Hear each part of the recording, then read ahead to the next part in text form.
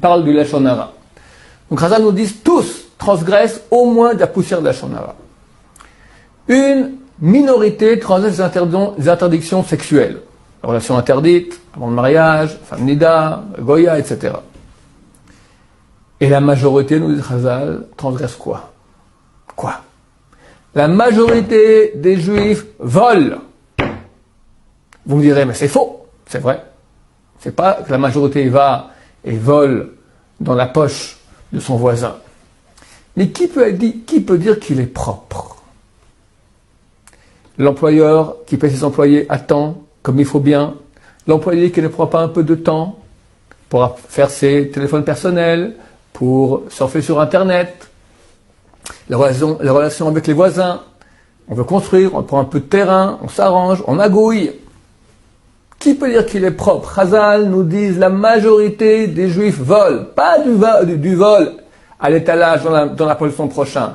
Mais l'argent, est-ce qu'il est propre? Est-ce qu'il est honnête?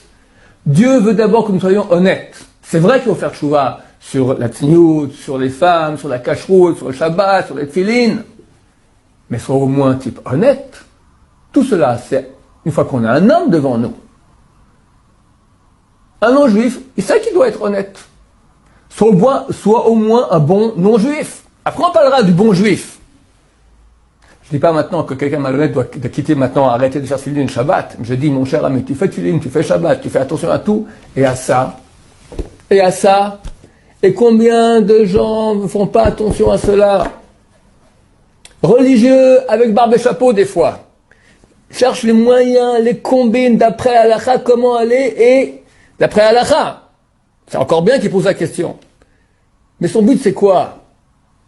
Prendre plus, magouiller, avoir encore. Dieu n'aime pas ça. Pourquoi c'est tellement important, vous me direz? Il y a beaucoup de raisons. D'abord, c'est la base du judaïsme. Pourquoi?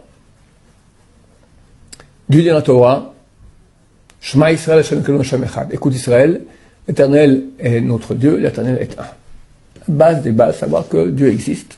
Il est notre roi, il est le maître de tout, il est un.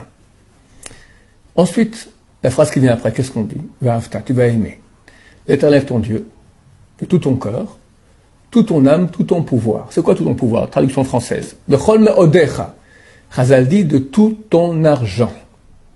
Il y a l'amour de Dieu avec le cœur, il y a l'amour de Dieu avec l'âme. Des fois, il faut donner son âme par amour à Dieu. S'il faut, dans les cas où il faut donner sa vie pour Dieu. Et enfin, on nous dit de tout ton argent. C'est quoi tout mon argent? Donner la tzedaka? C'est pas ça. C'est pas tout mon argent.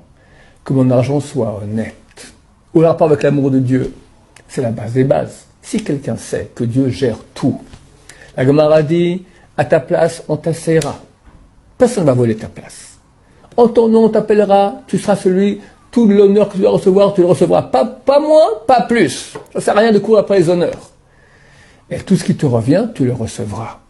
Tout ce qui te revient, tu le recevras. Il y a un maître à la boîte. Il s'appelle Hachem. Tu peux avoir 1 centime qui ne t'appartient pas. Dieu décide exactement combien tu auras au centime près. Le problème est, des fois il dit que tu auras la somme un tel, mais tu laisses pas attendre le choix. Est-ce que tu l'auras de façon honnête ou malhonnête? Tu auras de toute façon la même somme. Malheureux, celui qui va bousiller sa vie, bousiller son âme. On va parler des conséquences dans quelques minutes. Terrible! Terrible! Pour 1 centime! Pour 1 centime! Qui n'est pas honnête! T'as tout bousillé. Alors que tu l'aurais eu, Dieu est le maître de tout. Si quelqu'un ne croit pas à ça, il est à la fin du judaïsme. Le Shema Israël, il n'y croit pas. Dieu est un. Ça veut dire, tout est inclus en lui. Et c'est lui qui gère absolument tout. On ne peut pas me voler 1 centime, c'est pas Dieu qui l'a voulu. Je ne pourrais pas avoir 1 centime qui m'appartient pas.